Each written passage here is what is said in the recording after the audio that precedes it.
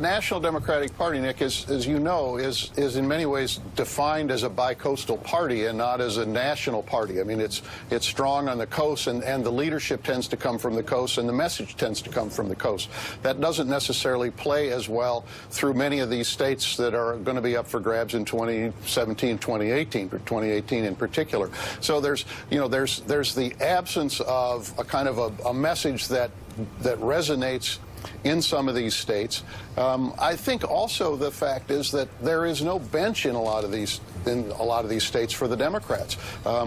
They've been wiped out in the state legislatures. They've been wiped out in many statewide races in some of these states, and so they struggle to find an attractive candidate who they can put up for a statewide race like the governor's race. So, I mean, one thing plays on the other, and over the last 8 years, it has been a wipeout. Now, partly that's been because there have just been two terrible midterm elections in 2010 and 2014, and most of the gubernatorial races are in those midterm years. So, if you look back 8 years ago, the Democrats actually had a majority of the governorships, but under President Obama, they got wiped out, and the absence of a bench makes it all the more difficult to find the right kind of candidates who can win in those states. Hey, Steve Ratner, I want to put up the numbers again. Guys, can you put up the numbers of 2010 and 2014? They were two just massive Republican years, and you combine those, 76 House seats. Democrats lost 76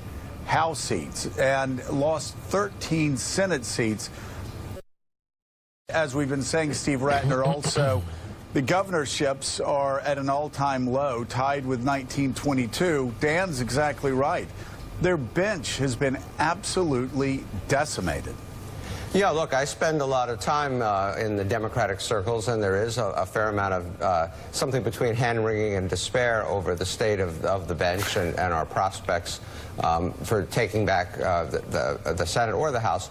But, Howard, I wanted to come back to you on this question of the bench and the lack of candidates in a lot of these places and the general state of the party, because there are quite a number of people, again, in my circles, and I suspect in yours, who hold President Obama at least partly responsible for that, for not devoting the time and the effort to build the bench, to build the apparatus, to build the party the way you did earlier in his term.